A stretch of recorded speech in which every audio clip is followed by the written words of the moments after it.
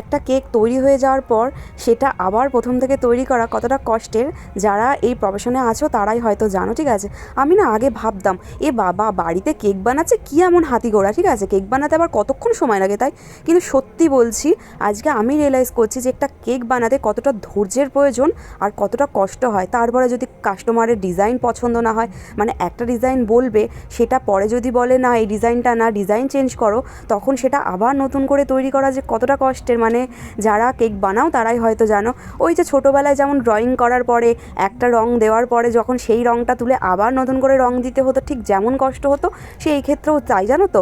মানে একটা কেক বানাতে না অনেকটা সময় লাগে, অনেকটা ধৈর্য লাগে, অনেকটা কষ্ট হয়, ঠিক আছে, মানে অনেকটাই কষ্ট হয়, কিন্তু তাও মন দিয়ে ভালোবেসে কাজটা করতে হয় শুধুমাত্র তোমাদের জন্য, ঠিক আছে।